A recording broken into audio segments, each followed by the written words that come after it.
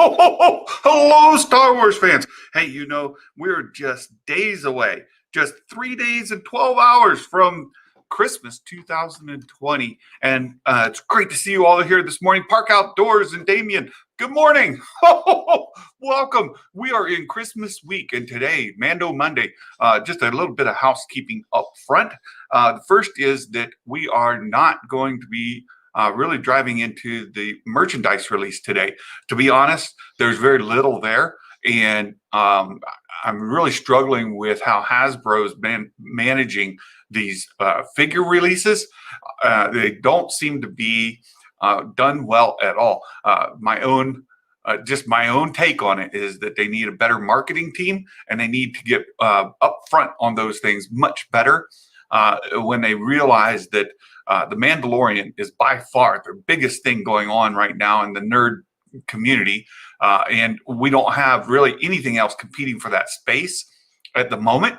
And they keep putting things out like Transformers. They keep putting things out outside of the Star Wars franchise on the Fan First Fridays, which are the Mandalorian release days.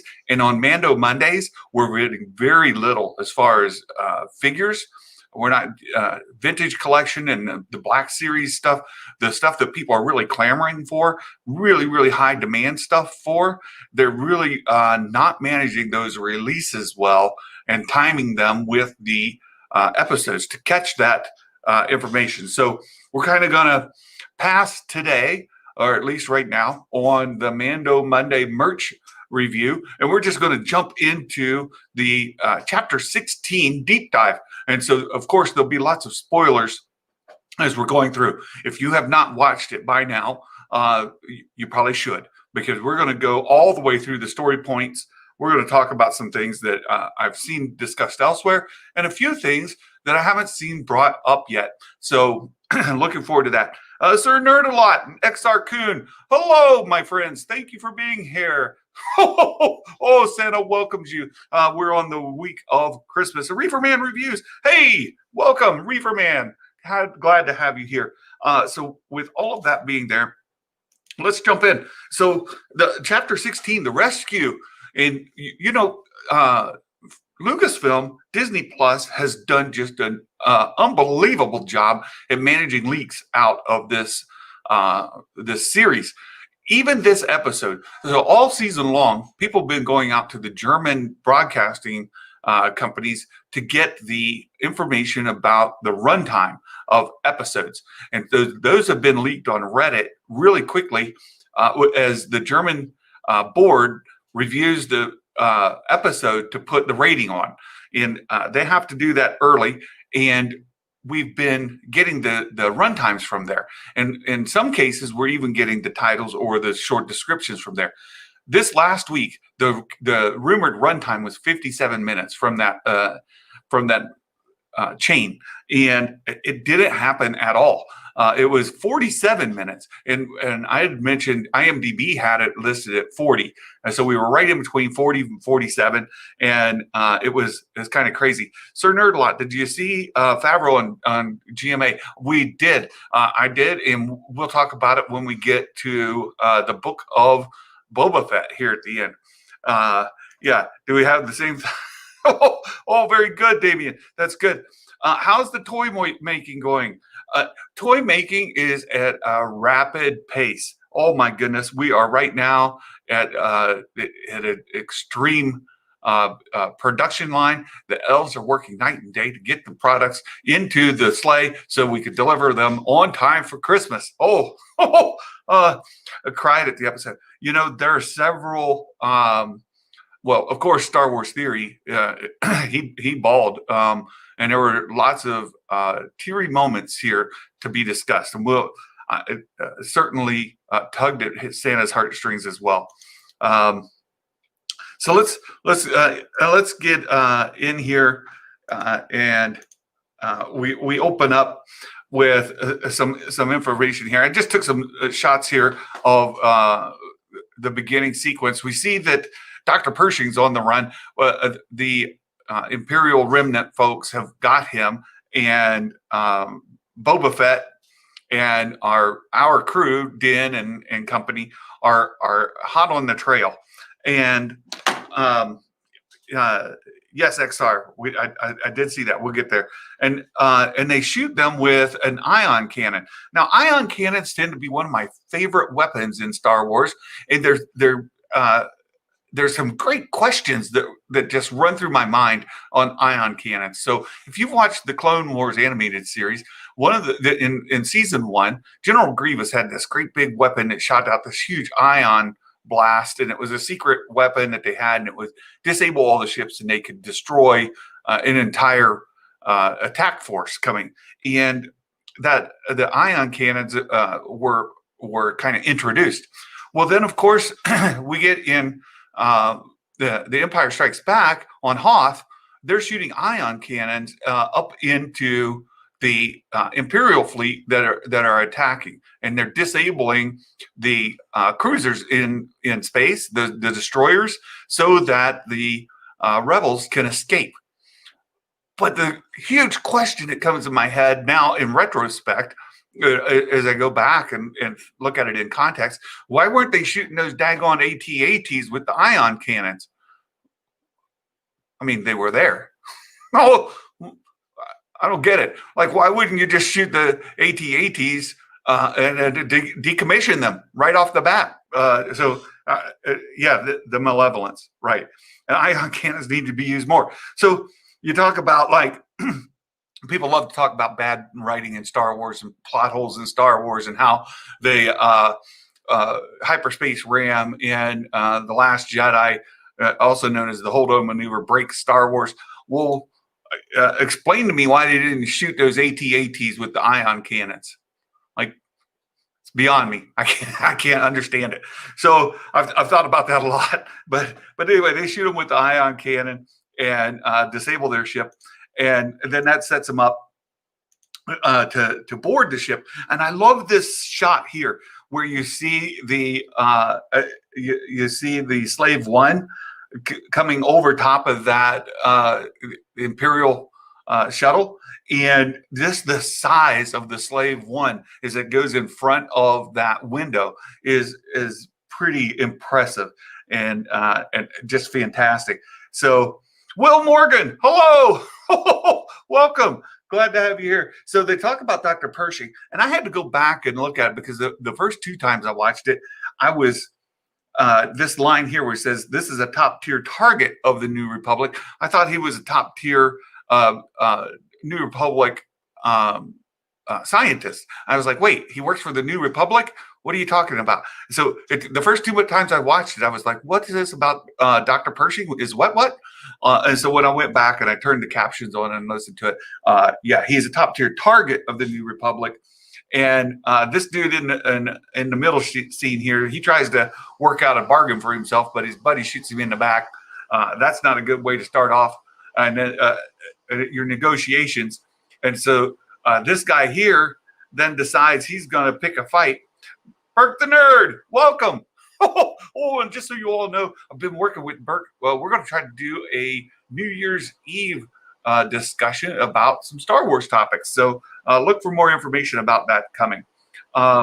Yeah, he was a cloner, right? So he's a top tier target of the New Republic. He's a cloner, and then this dude makes a mistake of starting to mess with Cara Dune, and he talks about being on the on the Death Star when they blew up Alderaan, and he kind of provokes her more and more, and she finally just shoots him. Gotta go. And the guy takes it right to the face. Sir Nerdlot, the cinematography was outstanding. Oh, unbelievable. Yeah, the stills you say. Yes, there are some stills in this Mandalorian season 2 that are absolutely frameable. They're just beautiful, beautiful shots. Absolutely agree. So she takes this dude out, and then they take that shuttle and they land in the El Maquin, a new sports team, El Camino Cloners. So they land on this planet. Now, note that we did not go to Kamino. There was a lot of speculation coming in to the episode. Where was Moff Gideon headed, and were we going to catch up with this guy, Dr. Pershing, on Kamino? Well, it turns out we caught him in transit to Moff Gideon's cruiser, and he's intercepted. And then they land. Boba Fett and Din go in, and they meet with Bo-Katan and her sidekick. And I'm going to use that term. Hopefully Trinity's lurking out there somewhere, because Trinity did a good thing last week on the sidekick business. And so Bo-Katan and her sidekick are there, and Boba Fett and Din go in to meet. And Din is saying he needs Bo-Katan's help. And I bring this in because Bo-Katan is I need to take down this one banner here just so you guys can see. Yeah, Peyton Reed. Right. There's Bo-Katan says Din asked Bo-Katan for her help. And Bo-Katan then sees Boba Fett and says, "You're not a Mandalorian." And Boba Fett responds, "Never said that I was." And I put this in here because last week after this episode, there was a lot of discussion about, was the season 3 of The Mandalorian going to be the Book of Boba Fett? And I put this in here because I thought it was clear from the context of the show that Boba Fett was not set up to be featured in The Mandalorian because he's not Mandalorian. Not only does he not claim to being Mandalorian, he's rejected as being Mandalorian. And they have a little scuffle here, right? And they're talking, and Boba Fett says something about, or Bo-Katan's sidekick says, "I didn't know sidekicks were allowed to talk," right? And she is a sidekick. So she says, "I didn't know sidekicks weren't allowed to talk." And then Boba Fett comes up, and this episode cracked me up because there were a few times where they bring in Star Wars lingo that is basically a mirror of what you would say in English. And some of our phrases. And he says, "Well, if that isn't the quacta calling the stifling slimy." Like, well, no, I don't know what a quacta is or what a stifling is, but apparently they're both slimy. I don't know. I don't know. So anyway, that was funny. And then Bo-Katan's sidekick goes about kicking Boba's butt. And I thought that was interesting too. So what we've done here was we've established a pecking order. Right. So we saw earlier in Boba Fett's redemption that Boba Fett could kick some serious stormtrooper tail. Right. Stormtrooper tail. Boba Fett is a force to be reckoned with when it comes to fighting stormtroopers. But apparently he's not so good once you step up the competition.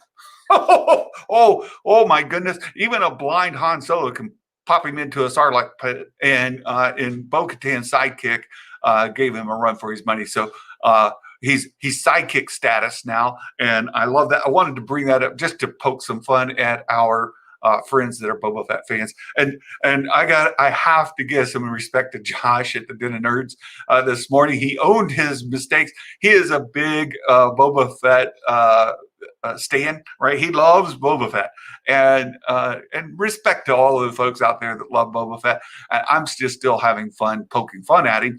I like what they're doing with Boba Fett's character. I'm looking forward to the Book of Boba Fett, but at this point, I had to give a little bit of grief because Bo-Katan's sidekick does give him a run for his money, and they go toe to toe. Oh, it was great! It was great. I saw a question out here. Are there any sports in Star Wars? There is a sport. It's pod racing. Pod racing is a sport. And then they have droid MMA fights, right? But they do the droids, or if you wanted to compare it to those nerd games where they take their robots out there and they put them face to face, they have that. So that's as far as sports go, those are the ones I know of. Yeah, Peyton Reed did a great job in the episode, right? I agree. Still can't believe Boba got it beat by Bo-Katan's sidekick. Very good, Damien. That's exactly my point. Oh, that was great. Give Din some blue paint and swirls and let him hop on the comic with them. Good question. We'll talk about the future in season 3 of The Mandalorian when we get there. Yeah, it was a draw. Bo-Katan stopped it, right? So Boba Fett's redemption brought him up to sidekick status anyway, right?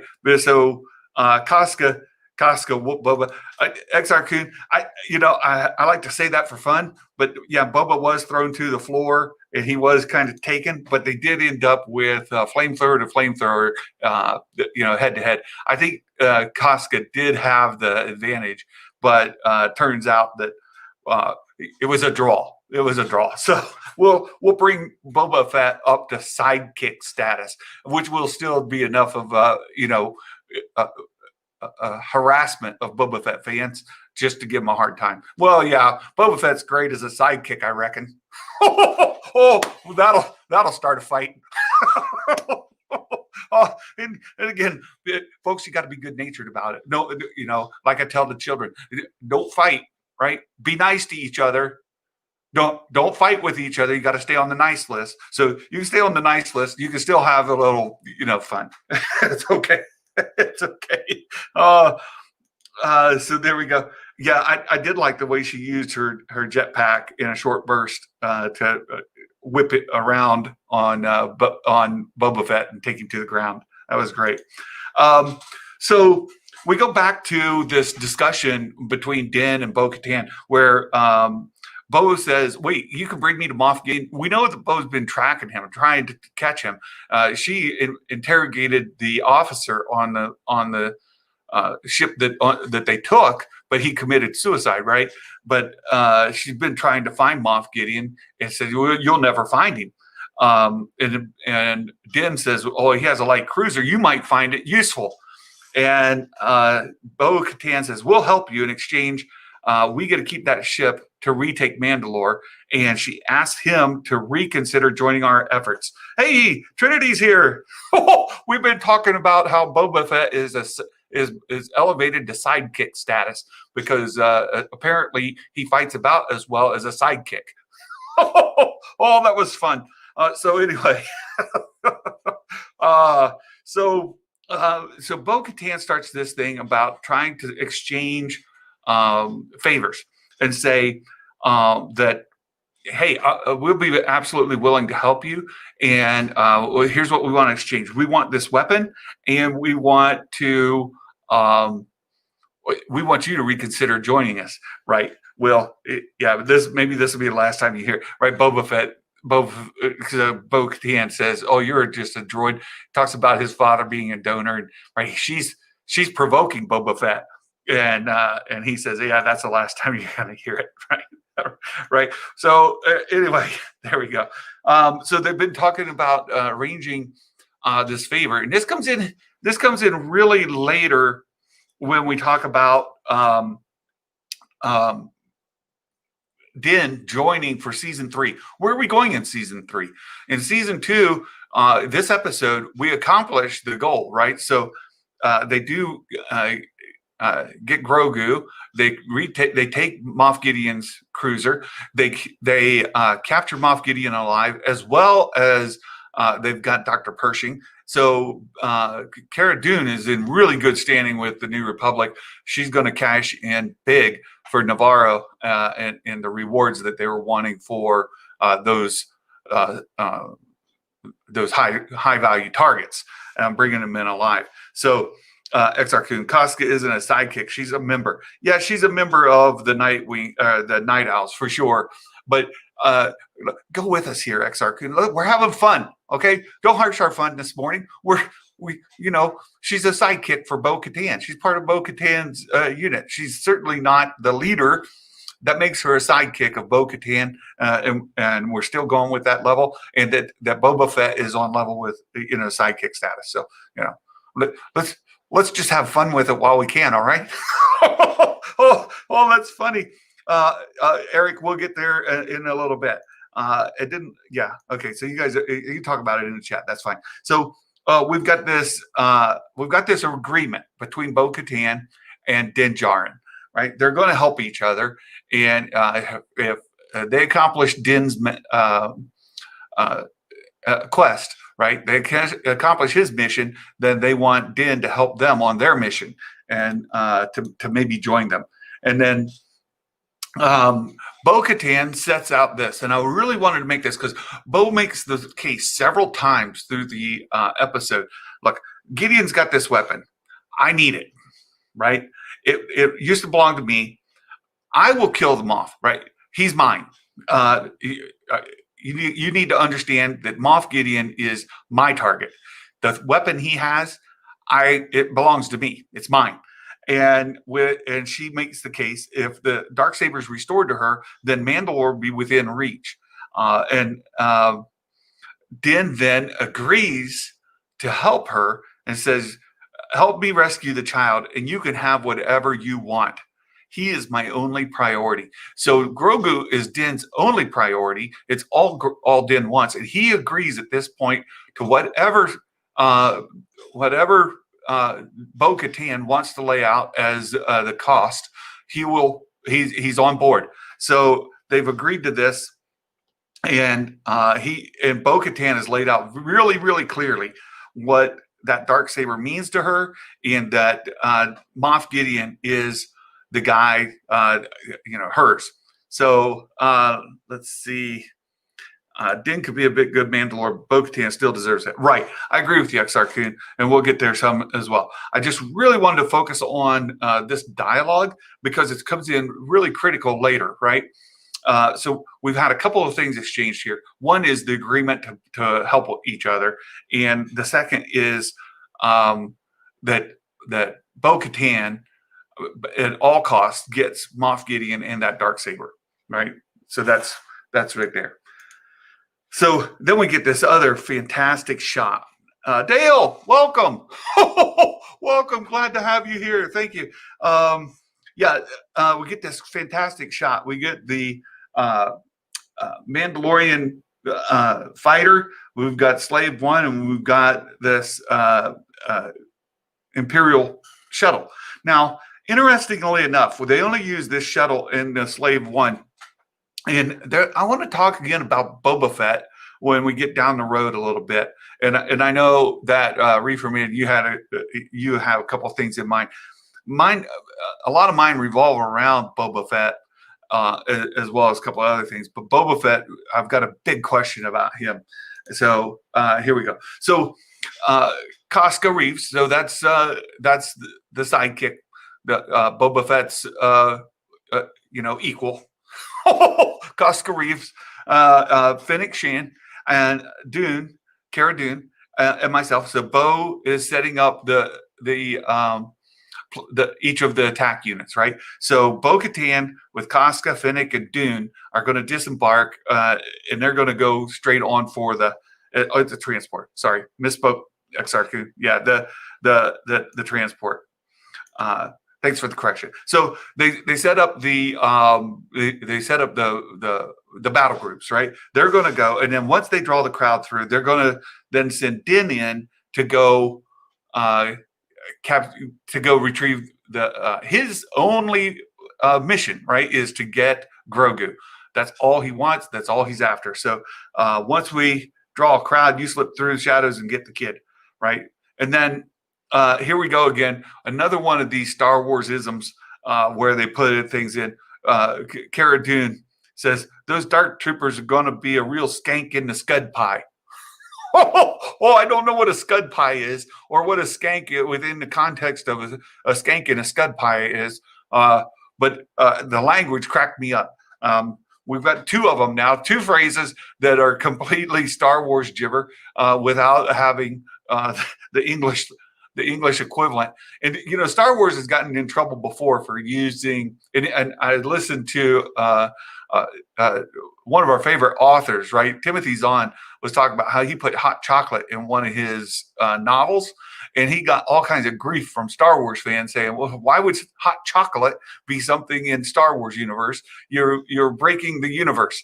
And so he got a lot of grief over it. And I just love these little jabs here. So this is the second one. Fantastic. You're a real skank in a scud pie. oh, that's hilarious. Anthony Manzano, hey, hello there. Welcome. Good to have you here. So here we are. They've set up the platoons, so to speak, and they're going to go in. Here's another shot that I just thought was beautiful. The lighting, the blue hue that's everywhere, that's immersing everything in that blue light while they're in hyperspace, or they say like jump space. I thought it was interesting they used this term jump space for the first time, but that was good.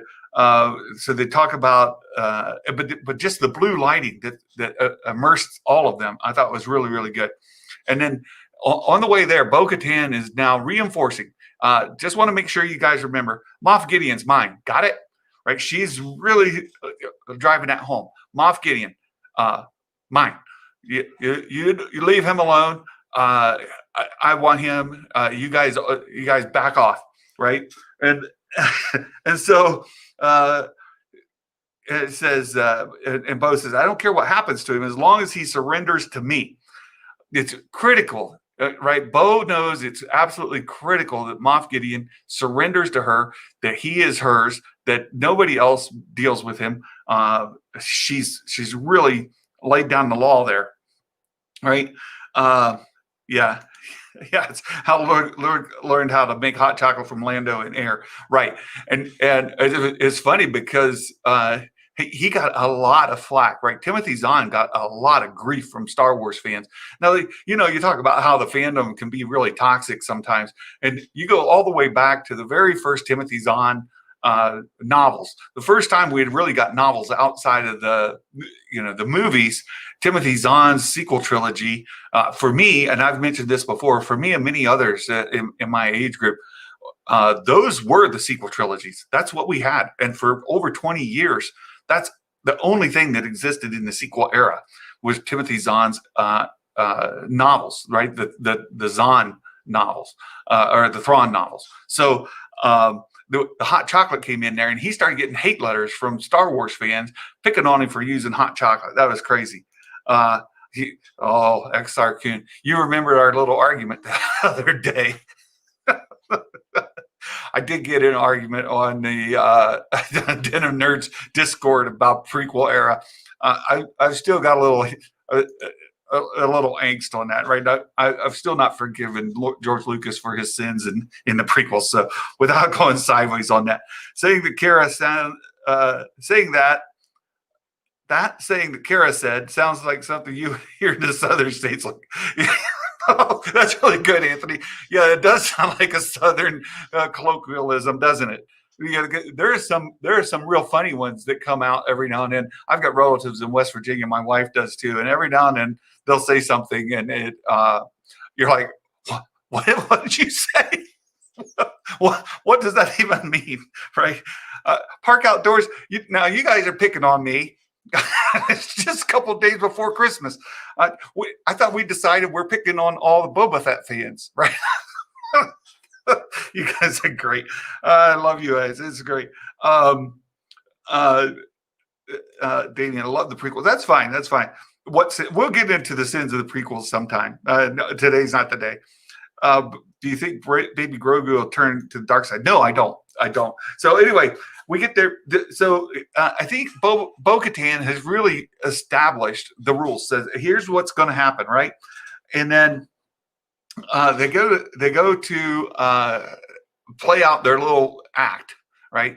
So Slave One's going to chase this shuttle. Bo-Katan's flying the shuttle. And here's where I thought Bo-Katan made her first big mistake. She's the one who calls in to the operator on Moff Gideon's ship. And we have that little theory that could be Sabine Wren. that this imp officer could be Sabine. And so when she called in and talked to this lady, and this imp officer kind of has a look on her face like maybe she's on the inside and she's gonna cooperate here because she's a plant. And I thought, oh, maybe. But no, alas, she is an imp and she gets shot and killed. So that's it. No Sabine Wren. But so this is when I could shut the door on Josh being wrong on Sabine Wren showing up in season 2. And again, kudos to Josh this morning. He took it like a grown up, and he admitted his lapse in judgment in saying that that Sabine and Ezra and Thrawn were going to be in this season. And I thought that Josh did a great job this morning on Den of Nerds. It was a really good show, and he did a really, really good job. So anyway, he owned it. He owned it the way you should. Maybe Grace should have watched his show and then own her mistakes the same way, because I don't think Grace is handling hers very well.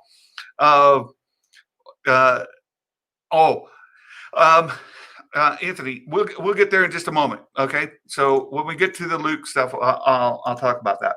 So Bo-Katan calls in and says, "This is the Lambda shuttle." Well, Moff Gideon hears, he instantly knows that's Bo-Katan. And I thought, oh, you've given yourself up. Like, if this isn't Sabine and you're not talking to Sabine on purpose, then you done screwed up, lady. And she did. Bo-Katan should have never called that in. She should have had her sidekick call in, right? The sidekick should have called in, because you can't have Din. You can't have Cara Dune. Well, maybe Cara could have. I don't know that Moff Gideon knows Cara Dune's voice, but one of them should have called in. Shouldn't have been Bo. So I thought that was bad. Yeah, I'll get there, Anthony, when we get to the Mark Hamill stuff. So he says the launch TIE fighters. Here again, we get this. We get the 4 coming out together, and they are kicking tail. And I love these pictures because the Empire has very little care for safety. Oh my goodness, you got this bridge going over top of you. You fall off, you go right into space. Oh, and I was thinking about that. How's the gravity working on there that the gravity would still propel you into space? Well, it probably was just momentum that carried that stormtrooper down outside the barrier there into space. So I thought that was hilarious. Was entertained by that quite a bit. But as this attack is happening, Moff Gideon says, "Okay, activate the Dark Troopers." He knows it's going to take a minute or two for him to generate up. I think it took 2 or 3 minutes for him to come up, and so he says, "Go ahead and activate the Dark Troopers," and they get that started. And Phil, hello. Welcome, Phil. Good to have you here. Thanks so much. So the attack force is coming in, and I was just, scared. Look at the drop. Right. You fall off of that. You fall off of this bridge. It's a pretty far drop. It's a decent drop until you get to the barrier, and then you just keep going. Yeah, I wouldn't want to look over the edge. Pretty low railing there. It's pretty bad stuff. So the fight ensues, right? And the Bo-Katan and I keep forgetting her name. Come up there and they kill all the stormtroopers, and then I love that. So then Din Djarin comes out and he starts making his way through, and I love you get this protocol droid in, and I had the subtitles on just so I could make out dialogue, and this protocol droid is walking down this hallway all by himself. Right? There's nobody with him. He's not looking at anybody here. He's completely alone in this hallway. And it says droid speaking alien language. Who's he talking to? There's a protocol droid for you. They just like hearing the sound of their own voice. So here's this protocol droid going down the hallway talking to himself. It was great. And then of course our Dark Troopers come online. We learned here that also the Dark Troopers, these are Generation 3 by their definition. Now, prior to this, there was a 3rd generation, but they weren't The third generation were uh, giant armored. These don't exactly look like the third generation from the previous context. So we have a little discrepancy there, but still, for as far as like a live action version, I thought it worked really, really well. Yeah, I like that too, Will. What Cara Dune's teardrop meant, right? It meant that teardrop, that little rebel logo tattoo on her cheek is a teardrop, meaning it's that she was from Alderaan, right? It's in tribute to the Alderaan being destroyed by the first Death Star. So that was good. What will happen to Moff Gideon? Will he die? Good question, Eric. We'll get there at the end. And then, the girl squad, they're making their way through, and Cara Dune's weapon locks on her, and she then just turns it around and starts clubbing people with it. I thought this was Gina Carano's best performance by far. Her acting itself, plus the action. She always does really, really well in action, but in this case, her acting itself was more believable. It wasn't as flat, right? A lot of Gina Carano's line delivery comes off really, really flat, but in this time, I thought she did much, much better. And then we get Din coming to the Dark Troopers. And you learned that his mission here was to jettison them into space, to get them out of the picture. And he gets there a little bit late. One of them escapes through the hole and then proceeds to kick his tail. This Dark Trooper gives Din more than he wants. Everything Din takes to him, all of his weapons fall short. The Dark Trooper is having none of it. He's flinging Din around. He's pounding Din's head into the wall, and Din then turns on his flame thrower.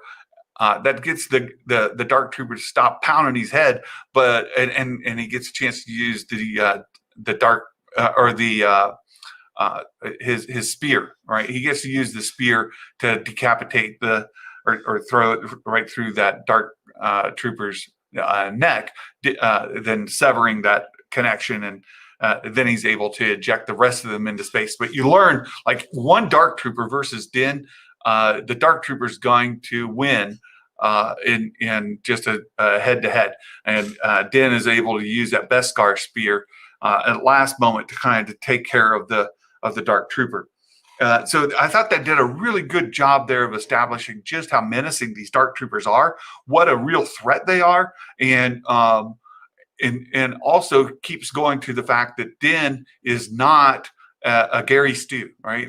Or is a Mary Sue kind of character that a lot of Star Wars fans use for some heroes, one in particular. But they really use this to show that Din is not an undefeated fighter, right? He is not a force to be reckoned with. He's not out there kicking butt.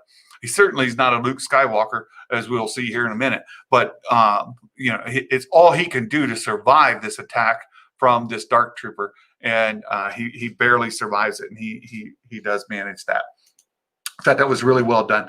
And here again, we get this great shot of Gina and her crew coming onto the deck, and there's where they wipe out all the Imperials, including the officer that looked like it might be Sabine. It was not Sabine.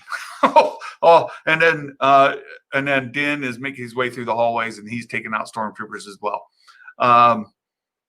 Yeah. Get loose, whistling bird, spear, pop the head. Right. That's exactly it, Dale. That was the sequence. But he took a beating to get there.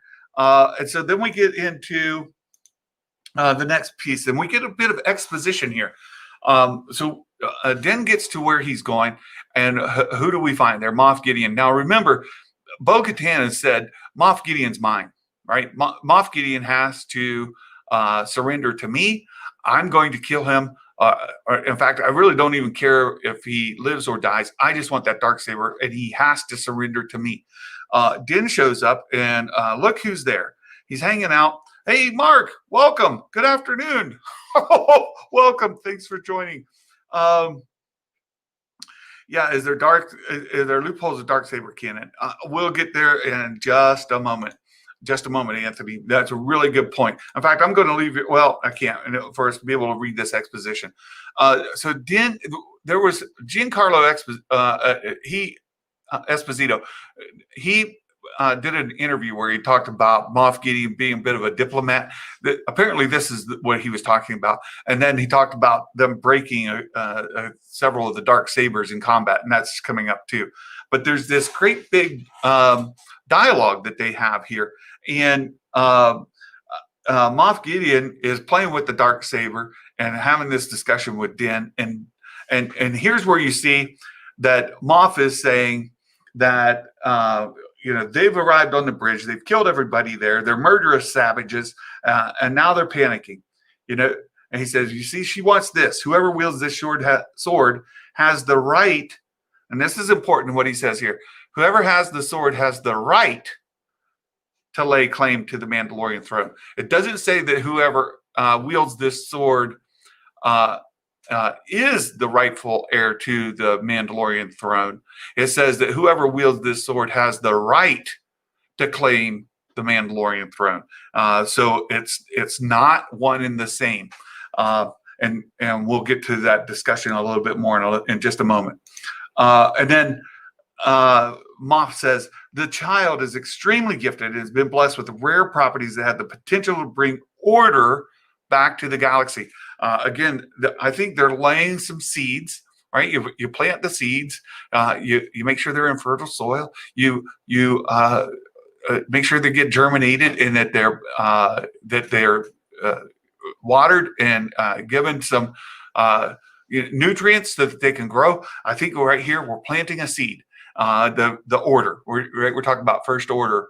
Moff Gideon is saying he has the potential to bring order back, right? The properties that are within this child have the potential to bring order back to the galaxy. I think we're going to tie back into the sequels at some point. This is at the base of it is Palpatine's backup plan.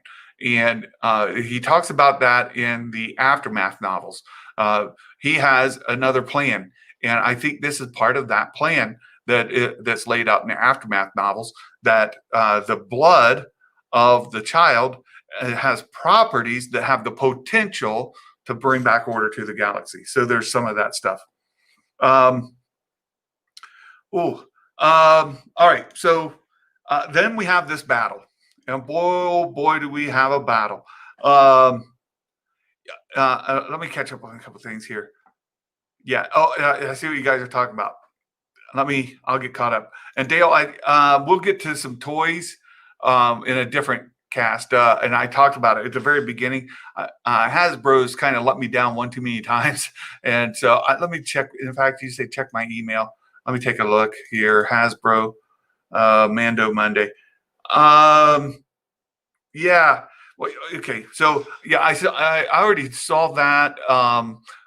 They don't have any figures coming out today, and really that's one of my major complaints with them. So anyway, they have this great big battle in the hallway, and what Damien said here, Moff Gideon realizes he can't beat Mando one-on-one, and so he has to catch him by surprise. Not only that, but he doesn't want to lose to Bo-Katan. Right, he knows that he can't give this Darksaber to Bo-Katan. He can't lose to Bo-Katan. So either he's going to beat Din here, or he needs to lose to Din here, so that Bo-Katan doesn't get that Darksaber. And right, I understand this part too. We'll get that in just a moment. I've got some references for y'all. I got some information to tell you. So we'll get there. So here we go. Moff Gideon decides, he's being bested by Din, and so he goes ahead and he loses the Darksaber. He basically yields to Din, and Din doesn't take his life. He saves him, and he said, Moff Gideon then says, "Look, the Darksaber belongs to you now." And Bo-Katan doesn't really care for that. You see how she responds, and Din says, "No. It's not mine." Now it belongs to Bo-Katan, and he goes to hand it to her, and it's explained. You can't get it that way. You have to win it in battle. You have to beat your opponent, and she has to beat you now in battle to rightfully own it. And so Din says, "Fine, I yield. It's yours." So there you go. And then Moff Gideon says, "No, she needs to defeat you." So here's where I want to talk about a couple things. Let me catch up just a little bit with you with your comments, and then we'll talk about it. Right, she couldn't take it in this episode, but she could take it in Rebels, right? She took it from Sabine, and then at some point, Moff Gideon gets it. We don't yet have that story if he gets it from Corky or from somebody else or from Bo, but somehow he bests, and he has rightful ownership of the Darksaber at the time. And then Sabine won it, and Bo-Katan was voted in, right? A loophole when it comes to Darksaber specifically. Can Mando give it up willingly, or does she have to beat him in combat realistically? Well, yeah, that's how she got in Rebels. Never fought Sabine, right?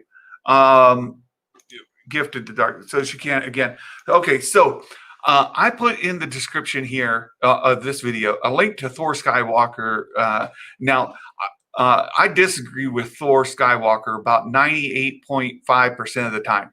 I support him because he represents a big portion of the fandom that are disenfranchised with the sequel trilogy.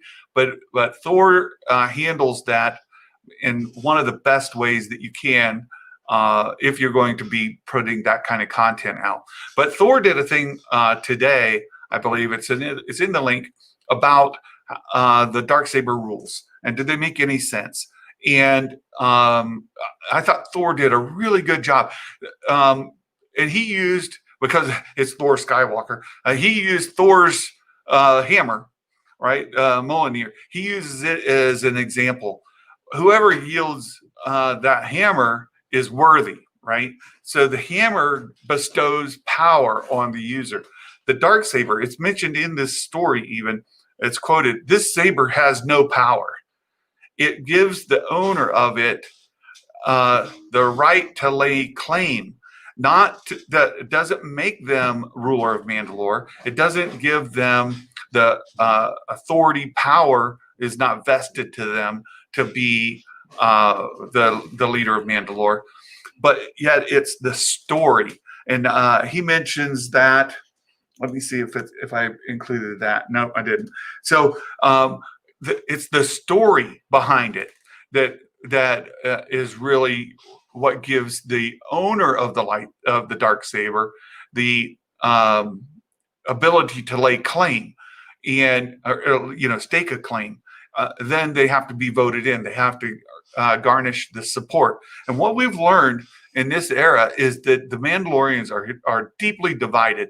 There's a sect of them who follow the way, where they wear the helmet and they can't be seen. And Din has been a member of that, right there, of that group for some time. There are other groups like Bo-Katan and the Night Owls who take off their helmets all the time. And then there are presumably several other different groups of Mandalorians. Even we go back to Duchess Satine, she didn't wear armor at all. She was more of a politician, a pacifist. And so we have different factions of Mandalorians, and whoever has it has to have then not only the claim, but they have to garner the support.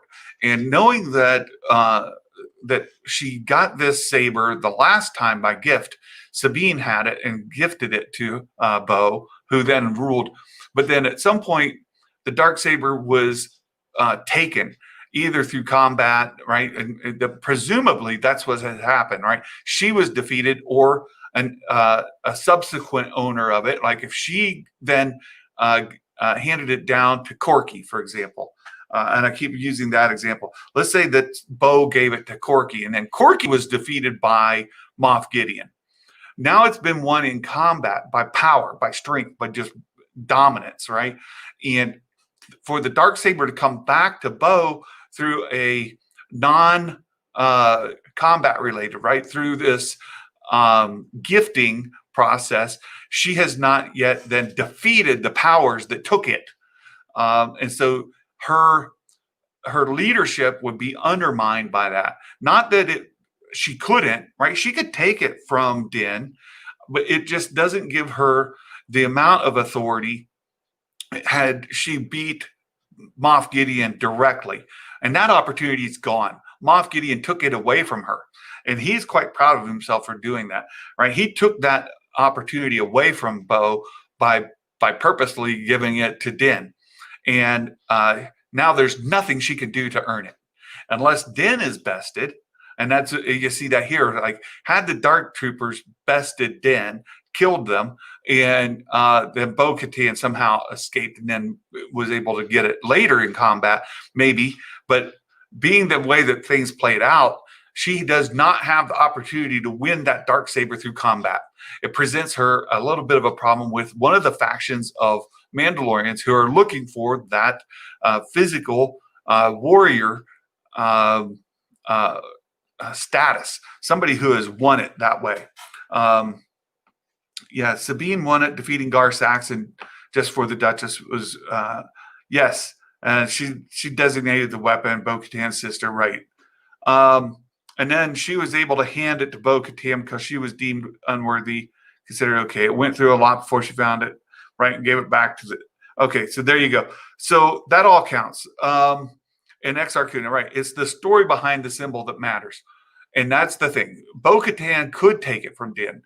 It doesn't break the story. There's the inconsistency isn't there. It would be the same problem she had before.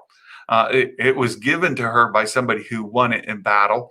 And unless that person is like a running mate that says, hey, Bo-Katan and I are doing this together, and I will put my full support as the rightful owner of the Darksaber. I put my support behind Bo-Katan, right? Bo-Katan could be elected ruler, but not the rightful owner of the Darksaber. Even if it were then gifted to her, a lot of people would see that, well, okay, Din is the guy that really earned it, but okay, right? Does that make sense? Yeah. Corky's a new Mandalorian. He doesn't care about the old ways, right? Din is screwed. So we've set up now for what season 3 could potentially be about, right? So I saw this question come up earlier as well. What will season 3 of The Mandalorian be about? Is certainly will involve Din repaying his debt to Bo-Katan and joining her in her quest to retake Mandalore. And we had a guy in here last week, Mandalore the Reclaimer. Yeah, it's going to be about reclaiming Mandalore. Season 3 of The Mandalorian, and perhaps season 4, it might be a 2-season arc of reclaiming Mandalore and resolving this tension between Bo and Din. They're certainly not adversaries, right? Din doesn't want anything to do with it. He's tried to acquiesce. He's tried to say, I yield. It's yours. I don't want anything to do with this. Bo doesn't have a beef against him other than being frustrated, right? Like, daggone it, you weren't supposed to take that from him. But the problem is Moff Gideon didn't give him a choice. Moff Gideon, like Din did everything he possibly could to not take it, but it's what happened anyway. Yeah, Bo doesn't want to be seen as a pretender, right? Living owner, Bo-Katan. She was later defeated by Pre Vizsla, went to Maul's hand. Right. That's exactly right. Maul had it. We're not sure who found it in Gideon's hands. That's right. That's why I just bring Corky in. It's been floated out there that Corky could have ended up with the Darksaber at some point. I don't know that I buy that. The story needs told. How it got from Bo to Moff Gideon, and without Bo being killed in the process, that's really the question. Had Moff Gideon beaten Bo-Katan just straight up, he probably would have killed her. But she's not dead. So how did he get it? Did he get it from her? Did he get it from somebody else who then she had already granted it to? Right? We don't know. Damien, they'll probably retake Mandalore with Bo at his side. Could very well be. Very well could be. Yeah. Bo getting into an ugly Mando civil war. I think so, Mark. I think we're headed towards some sort of civil. Um, but you even saw it kind of. What's the word? Foretold pre. There's a word, and I'm just losing the foreshadowed. It was foreshadowed in this episode where Bo-Katan and Boba Fett and Bo's sidekick. We're kind of going at it. And Bo says, look, had we put this energy together, we've never been defeated. And so you see this division of Mandalorians between the three of them, certainly Bo-Katan, Din Djarin, and Boba Fett. And then Boba Fett saying, well, I'm not a Mandalorian anyway. So there you go. Hey, Gray, thanks for stopping in. I appreciate you. I see you're driving. You're in the car. Thank you so much for your support. Always here, always supportive. Thank you so much. Appreciate it. And then, all right. So with that being said, we'll see you later. Thanks, Trinity. Thanks for stopping in. So we get this scene of the. Let me change this here. All right. So you get the scene of the Dark Troopers coming back. They're coming. Bo-Katan says they're headed this way, and they lock the blast doors, and they start pounding their way in. They're making their way in there, just pound, pound, pound. The Siege of Mandalore. I don't know if they'll call it the Siege of Mandalore, Phil. I think it'll be the reclamation of Mandalore, or Mandalore reclaimed, or something of those lines. Do you think we will see Mandalore in season 3? Yes, I do, Will. I think we'll see it. I think we'll see the planet of Mandalore. They will go there, visit. We'll see what kind of devastation is there. It's been told that it was melted to glass, right? Operation Cinder just completely destroyed it. We'll see. But and some people saying that it's not there at all, or that it has been, obliterated, or it's cursed, right? There's all this. So I think we will visit Mandalore itself, and we'll see some devastation, ruins, people living in terrible conditions. It'll break their heart and kind of give them resolve that they need to purge the Empire out and restore Mandalore. Maybe the restoration of Mandalore. Something like that. So this is taking place, and then it happens. Here we go. One X-wing, great. We're saved, right? And you can see the look on Cara Dune's face. It's complete sarcasm, right?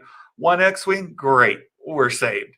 She's like, this is not going to help us against these dark troopers. And so you get your very first look at the X-wing, and then it passes in front of the window, and you see it in this monitor. Cara Dune, one X-wing, great, we're saved. You see the cloaked figure walking down the hall, and then hashtag like the green happened. Whoa! Oh my goodness! And the internet erupted, and tears started flowing. Something became extremely clear to me through this. And it's worth bringing up here. The liberation of Mandalore. There you go. Liberation of Mandalore. And that's what season 3 will be about, Mark. We'll figure that out. Love the music. The music was fantastic. Something occurred to me through this, and I've heard it before, but I think it resonated more with me this time. Luke Skywalker he has a lot of meaning for people in their lives. Look, Star Wars has meant a lot to me in my life. And I've talked about that before too. I was an outcast. I was the nerd, the kid with no friends, kid that was beat up and left in the woods, bloodied, and things like that. That all happened to me as a child. I was not a popular kid, and I went through a lot of harassment and loneliness. And Star Wars filled a void for me growing up. I have emotional, deep attachment to Star Wars as well. But I did not have a deep emotional attachment to Luke Skywalker. I didn't associate with his character. He didn't resonate with me. He was a whiny farm boy. I didn't like his character. He was fine as far as a character in the movie went. The movie itself, the universe was where I escaped, not in a character of Luke Skywalker. I never went out and pretended to be Luke Skywalker, right? I never grabbed a stick or I never had a lightsaber or went out and pretended to be Luke Skywalker. I never envisioned myself as Luke Skywalker. I didn't have that connection to him. And what I have seen and what I know, and I've heard it before, people did associate with him. It was a much deeper emotional content, association with him than I even understood. And what I have seen through this episode is just how deep that was, how personal, and what it meant to people. And in that was a really big deal. So seeing Luke Skywalker and seeing that lightsaber light up was a deep emotional reaction by many people who cried or teared up simply from seeing this scene, right? That lightsaber light up alone was enough to give them that emotional outburst that they couldn't hold in. And so I'm really starting to understand that and just how important it is to the Star Wars fandom and seeing this happen. And there's something else I want to talk about there, but we'll get there in a minute. Let me go back up. The Empire fell and tried to take everyone with it. That's Palpatine's Operation Cinder. That's right. The contingency plan. Right. The contingency plan, getting Grogu's blood was part of that plan, the contingency plan, and exploring how to get a worthy clone or descendant that Palpatine could inhabit. Right. Let's not forget to mention amazing music when Luke shows up. Oh my goodness. The music has a powerful emotional effect on people. It can scare you to death when somebody's walking down a hallway alone, or it can lift your heart up. It can bring you to tears, and it can bring you to laughter. There's so much that you can get from music alone. And when you tie an emotional moment with the right music, it is immensely powerful. And this episode did a fantastic job of it. Yeah, Luke's one of my heroes. Yeah, that's great. And I understand Luke's been a hero for many, many people. And he embodies a very important part of somebody's life that they went through, and how they escaped and where they went mentally and emotionally through difficult times. XR-Kun, Wi-Fi keeps cutting out. Oh no, XR-Kun, thanks for holding on. We love you. Sorry you had to go through all that. Yeah, thank you so much, Burke, the nerd. Burke, I've gotten into a lot of it in detail before. And so you can catch it on some of my other videos, especially the one where I talk about Rey, why I love Rey so much. If you want to know more about my childhood, I revealed a lot in that. But yeah, so being Santa now is also very therapeutic for me, and being able to bring joy and happiness to children who also don't always have a great place to go, right? Beat by kids, not be by kids, right? I was beat by other kids, right? Lightsaber dueling as kid. I was a legend. Oh, XR-Kun, a lightsaber master. Oh, you were the master Jedi, ruling the galaxy from your backyard. That's great. That's wonderful, XR-Kun, wonderful. Yeah, Luke, never connected him as a whiny farm boy, right? And Gray and I were raised somewhat similarly.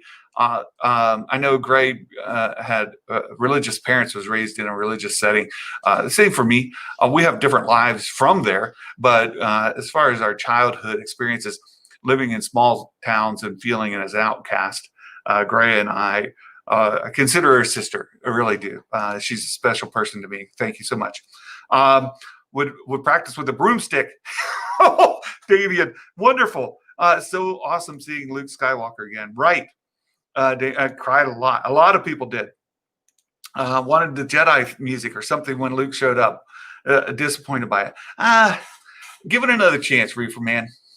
give it another chance. I thought the music was great. Remember this, not John Williams. And, I love what our new, with The Mandalorian.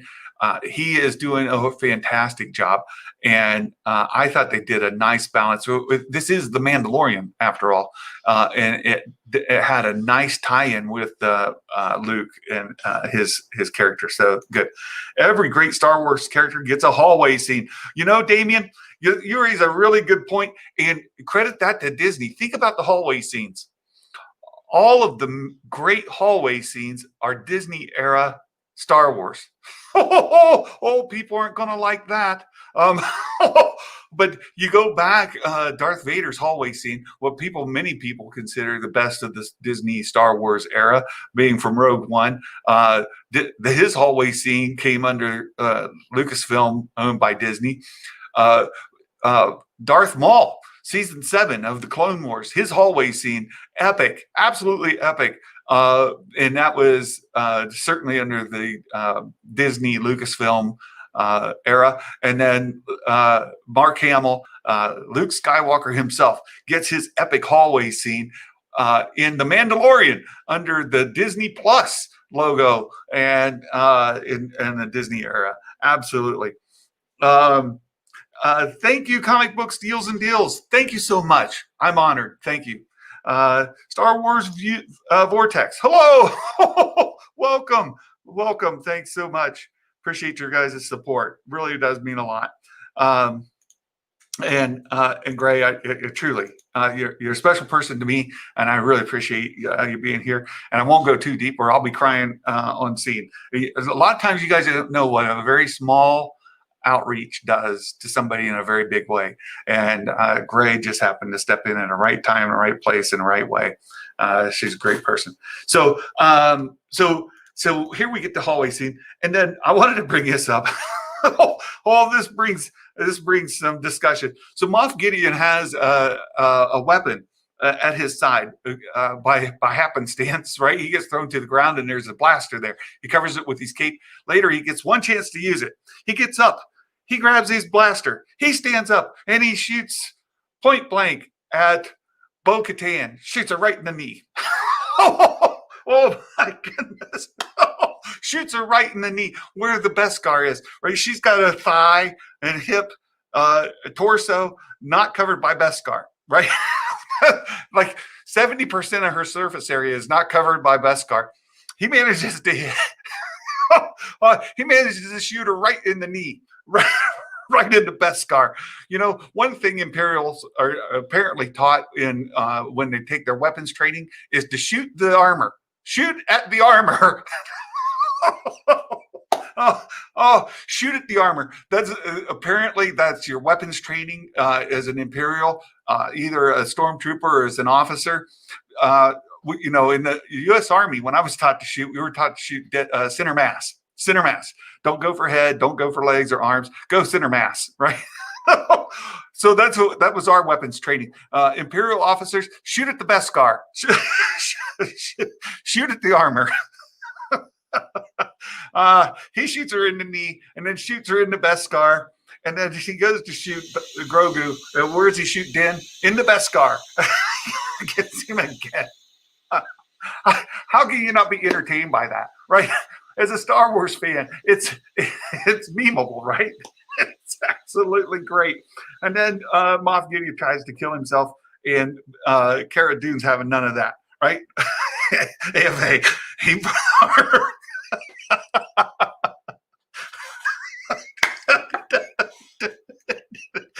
Kneecaps. Kneecaps are the targets of bad guys, right? You get kneecapped. Oh my goodness. So Cara Dune's having none of it. She kicks that weapon right up because again, she gets a reward for bringing him back alive, and not only that, she's going to get the reward for having our scientists too, right? So Dr. Pershing, and then here we go. If you weren't crying before, now's your chance to get your tissues because it's coming, right? yeah, Luke Skywalker's coming, and Grogu can sense the Force. He reaches up to the monitor and he touches the monitor because he can feel it, right? Um, yeah, yeah, center mass, it's a center of mass, right? That's where we're taught to shoot. Like when you look at a human body, you want to shoot them right in dead center, right? Shoot for center mass, and if you're off a little bit, you pick the largest area of mass, you shoot for the center of it, and then you're going to do more damage, right? Chest or stomach, or right, you're going to do organ damage, and that's what you're taught in the U.S. military is shoot for center of mass. But anyhow, Grogu can sense that this is a powerful Force user, and he reaches up. Um, uh, it's a joke, all right? And Luke comes out, and here he gets his hallway scene. Right, he comes out, and he is absolutely killing it. And it's actually a prolonged hallway scene. If you go back to him coming off of the X-wing as he makes his way through the vessel, but here when this opens up, he's going straight through the hallway. This short hallway scene is really epic, and he just tearing through those dark troopers like they're soft butter, right? Like he's just slicing through them, no problem. And yeah, Moff Gideon, his expression was quite serious, right? Like here it is, Damien. When Moff sees Luke. Moff Gideon realizes, this ain't gonna go well, yep, we're gonna get there right now. And so Luke comes in, and we get the face scene. He pulls off the hood and the anti-aging technology. I agree that so Trinity was here a little earlier, and Trinity did a great video last Friday talking about it. I didn't feel like they did a really good job of it. In the moment, it was great, right? You're just lost in the moment. This is Luke Skywalker. But even then, something was going off in my head, like, this doesn't look good. I didn't think that the technology used looked well at all. People talked about how the voice and the mouth weren't really synced up well. It didn't look great. And I thought that that the option of using Sebastian Stan as a stand-in and just use another actor entirely would have come across better than this. The contrary to that is you do get to put Luke, you do get to put in there Mark Hamill play as the actor, right? Which was a big deal. So I forgive them a lot, and not only that, but they'll be able to go back and readdress this over time and touch it up a dozen times as the technology gets better, and this will only look better and better over years, right? We're not going to get this version of Luke Skywalker forever, the one that you watched Friday. Within months, years, this will get refined, and it will continue to look better and better. And you will still get to keep Mark Hamill's name on there as the actor. So I think there's something to be said about that. Now, this morning, Josh with Den of Nerds, he did mention that there could be a spinoff of a Luke Skywalker show, done a live action show. And I hope that they use Sebastian Stan or another actor to stand in, and that they actually go with the actor and not the deep fake stuff. That's another option, right? You can use an actor and just deep fake Mark Hamill's likeness. And this last summer, Mark Hamill signed an agreement for Lucasfilm, Disney, to use his likeness, which means that now they have permission to use the deep fake. And they can use deep fake with another actor that doesn't look like him at all. Doesn't really matter. Just has the physical attributes that they want. But I think it would pull off just fine to use Sebastian Stan as a live action dude, right? Just use him. You don't have to use deep fake or de-aging. So that's my own personal feeling on it. And that's what I would go with. Let's see. Trinity finds the smallest things to nitpick. He does. Uh, let me go back. I have to skip some of your all's comments because Santa's not going to say what you said. How the son of Anakin treats drones, man. Right? When he crushed that one, wow, that was great. We'll get to Boba here in just a little bit. I've got a thing about that vortex. We'll get there. He uses the Force crush. Yeah, he just. I think you got a fantastic portrayal of a Jedi Master, like the strongest Jedi in the galaxy, right? Luke Skywalker. He is at the height of his power, and you got to see that on display. Was just absolutely wonderful. Yeah, the way he crushes that last Dark Trooper was fantastic, right? Overall, I thought it was good, but the lip sync was off and the eyes were funky, right? Yeah, there was also just a little like distortion in the face from time to time that kind of bothered me. Yeah, we're gonna get there. So, yeah, so we get this. Mark or Luke Skywalker says, tells Din, Grogu doesn't want to go with he. Din tells Mark. I keep saying Mark. Luke Skywalker. Din tells Luke Skywalker that Grogu doesn't want to go with you, and Luke says he wants your permission. And then here's again where it really tugged at me. And the second time I watched it, even more than the first time, emotionally, Grogu reaches out to Din and touches his helmet. And Din realizes that Grogu wants to see his face, right? And so he takes off his helmet and they get to look eye to eye. And you get to see Grogu's eyes as he looks into Din's eyes, and the emotional weight in this puppet, the puppetry. If they don't win an Academy Award, right? If they don't win one of the awards next year for puppetry, I don't know what you need to do, because this puppet, the emotion that it showed in its eyes as it looked at Din, and you could see it taking in Din's face. Wow, those guys working that puppet just did a beautiful job.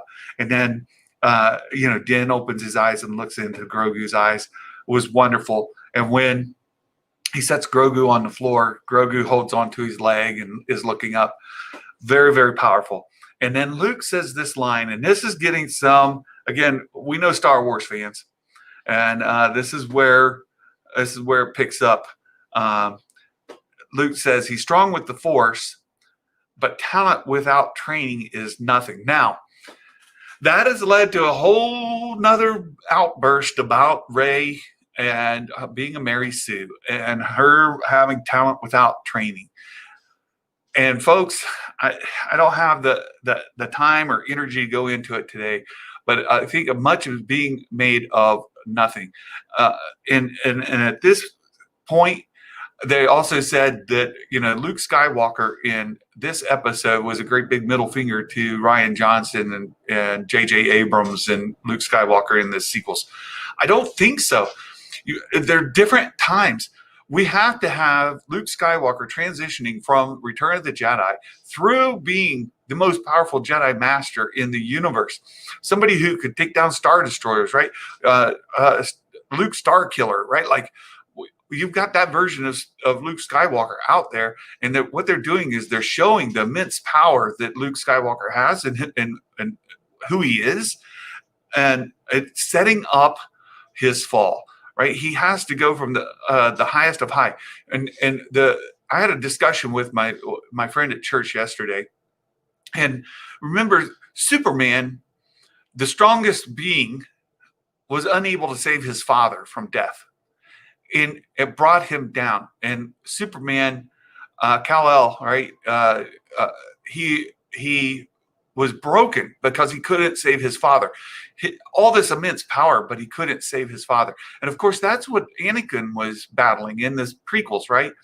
But if you've got Luke Skywalker, the most powerful Jedi in the universe, who then meets with some sort of cataclysmic event, and I'm still in favor of him having a Mara Jade kind of relationship, having children, and maybe Mara and her children, their children together, are killed, as well as many of Luke's students, and that he realizes that being the most powerful Jedi in the universe is nothing, and that he gets broken by it.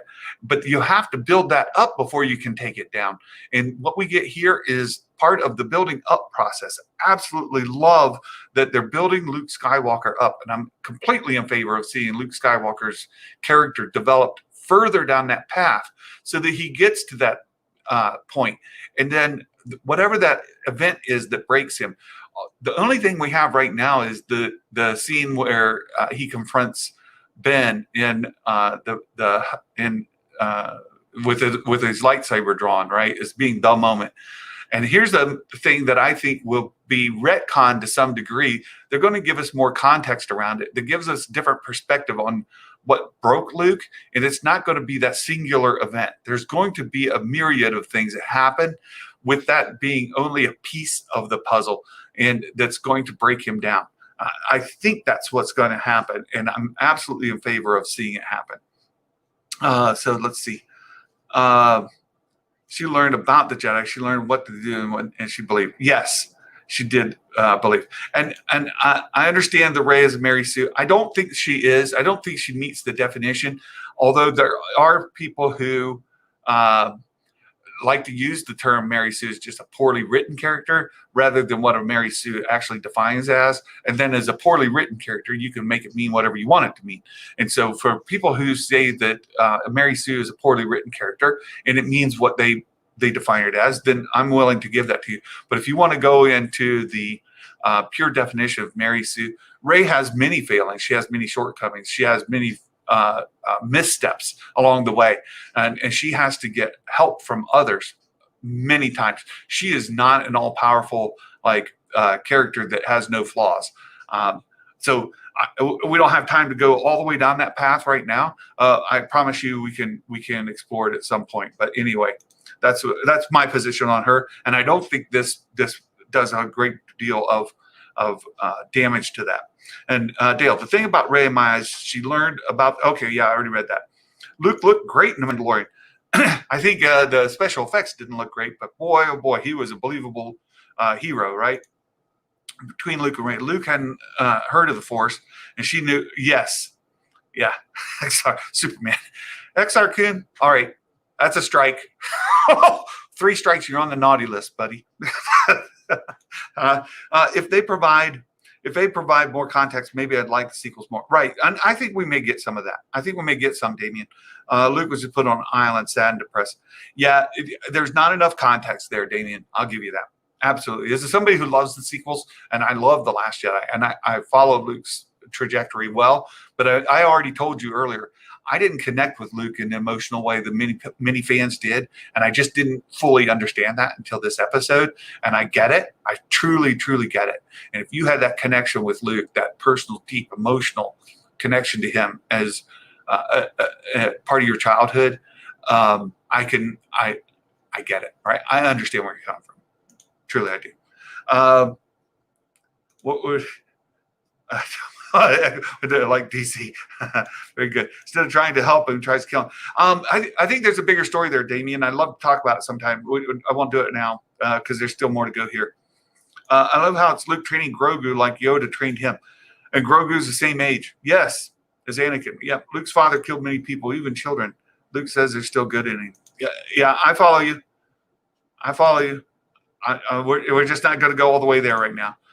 She meets 100% of the... No, XR Kun, no. We'll get there. I just can't go there now. Mike Porter, welcome. Glad to have you here. We'll get to some of this. Oh, I was buffering. Hopefully that's resolved. Last Jedi is a great movie. It wasn't Star Wars. Okay, I hear you. So I just don't want to. Yeah, I don't have time to. I know we're super busy. I got to get through here. So. This was an extremely compelling scene, and just the emotional weight of it. The music here was fantastic, and seeing how Din and Grogu, how much they mean to each other, really, really important. And you see then Grogu and R2, and there's a scene here, and it's got a lot of talk over the last couple of days. Was R2 the one that saved Grogu? Well, Star Wars Meg did a video, and I put a link to her video in the text here that you can go follow. R2's whereabouts are already accounted for. So R2 could not have been the one who saved Grogu, not in any realistic way. But certainly R2 would have known him, would have seen him coming and going through the temple at different times. And R2 being a droid would have better memory of that kind of thing. So there you go. And then you get this nice scene, and what a great job portraying Din Djarin's emotions as he watched Luke Skywalker take him away. And I love this scene. Here's Din standing there without a helmet. His helmet's at his feet. And you've got back here Bo-Katan and the Night Owl both wearing their helmets. What a great story you have just in this picture alone. And something occurred to me through this. Where was Boba Fett? Right? Boba Fett did the feint and then he disappeared. He never came back. He could have rejoined. He could have helped with the Dark Troopers as they were jettisoned, shooting them out of the Slave One. Why didn't Boba Fett come back? Why didn't Boba Fett get back involved in the fight? Why didn't Boba Fett, once they took control of the vessel, why didn't Boba Fett land and join in the taking of the vehicle? Where was Boba Fett? Right? I think this episode did damage to Boba Fett in a couple of ways. One is we see he's about the equivalent of a sidekick, and I've used that term repeatedly on purpose. But then you'll also see, like, he didn't come back. Well, he went to Tatooine, but he took Fennec with him. Fennec is right here. Fennec Shan's standing right there. He didn't go there yet. But where did Boba Fett go? Where's he going? Why isn't he helping? Like, it's just falls really short. Boba Fett, he gets some criticism from me here, right? Of course, I'm not a Boba Fett fan. Can we at least say Superman's a very suit? In many ways, I guess you could. Yeah. Strike two. You pick on my favorite superhero too. Superman was my superhero as a kid. I remember there's a really young kid laying in the yard, looking in the sky, expectfully hoping to see Superman fly. Right? That's the kind of disbelief I had in the kind of places I went to try to escape. After I had that incident of being beat up by kids in the woods and left bloodied and beaten, laying, there in the middle of nowhere. That's the kind of place I went to escape. And Superman to me was a big deal, right? A big deal. Isn't it weird that Grogu's old enough to be Luke's father? Absolutely. Finn could have been amazing. I think there's a lot of opportunity yet for those characters, to be truthful, Vortex. He went to Jabba's palace, right, to kill Bib. Not yet. Fennec is right here. And let me go ahead and change the slide, because here you get the scene that we're all talking about. So they go back to Tatooine, twin sons. Here's Bib Fortuna sitting on the throne with the cast of characters. And Fennec Shan comes in and lays waste to the place. Boba doesn't even get involved in that. But Fennec has the strong arm. Fennec goes in and she's the one that does all the damage. She comes and kills everybody except for Bib, right? And Bib is sitting there on the throne, large and in charge, and he's the only one that Fennec doesn't kill. So Boba Fett doesn't even take care of his own business from that perspective. Like, dude, come on. Like, step up to the plate, would you? And then we get this great scene of Boba Fett sitting on the throne, Fennec Shan sitting there with that drink. What an awesome scene. Like this, again, you talk about a frameable picture. Great picture. So that hadn't happened yet, right? So this is a post scene. It's an epilogue scene. It's after the events that transpired. Fennec is rejoined to Boba Fett. Boba Fett had nothing to do with helping defeat, other than the feint where he was chasing the shuttle and making it look believable and avoiding the TIE fighters. And then he jumps into hyperspace and doesn't come back. He doesn't help at all. And then And then Fennec, when he does go back and gets Fennec does clearing of Jabba's palace for him, and then he just shows up and sits on the throne. Dude, like, come on now. Yeah. Yeah, he probably figured they had it covered. Yeah, sure. Right. Where keep the continuity. Where's Boba Fett? Where is he? Right, but Boba Fett. Come on. Yeah. You guys are great. Bib probably ate Jabba. Bib Fortuna had put on a couple of pounds. Right. The slave one has to be refueled. Oh, okay. So he went to the gas station. So Boba Fett went to the 7-Eleven, got some fuel in the slave one, picked up a couple of hot dogs in a Slurpee, and then he came back, right? Jabba was blown up, right? They had to refrigerate Jabba's bits and pieces that they picked up out of the sand, or maybe they had it turned into jerky, right? Jabba jerky. There you go. Package it. It's a free one. Where's Trinity when you need him, right? He could sell Jabba jerky. That's a freebie. Every episode was a home run. Yes, this was absolutely fantastic.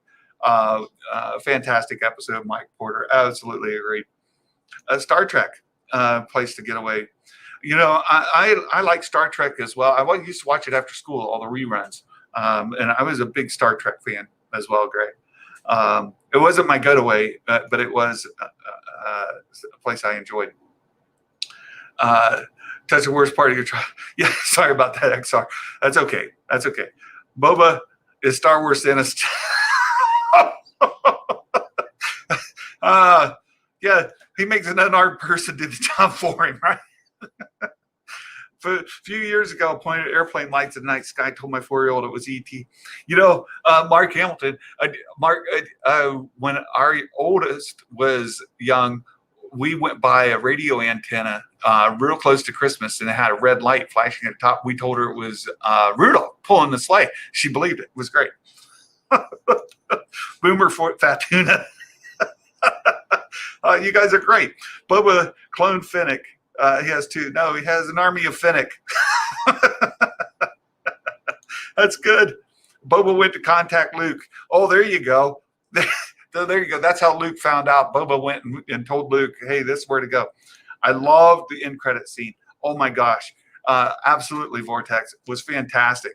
Yeah, he got a big gulp. That's exactly it. Thanks so much, Vortex. I appreciate it.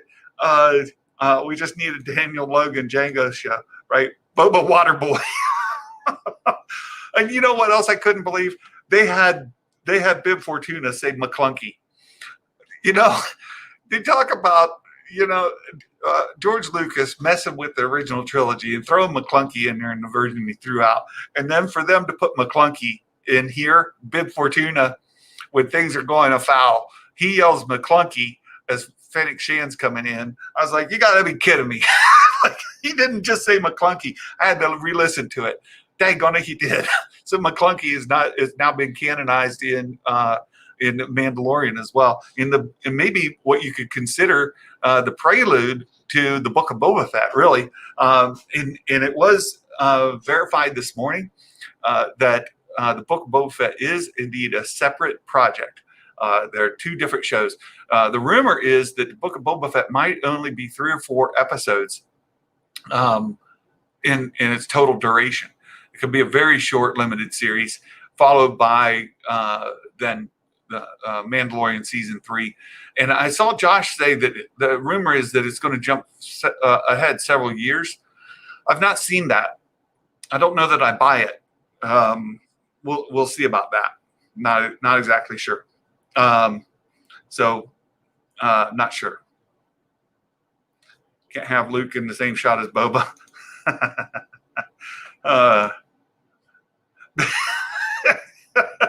Good line, XR Coon. Yeah, but Jabba's betrayal. He traded Bib for tuna. Oh, that's good. So the Book of Boba Fett, it's its own series. It's going to come out next December. a year from now, and then followed by season 3 of The Mandalorian.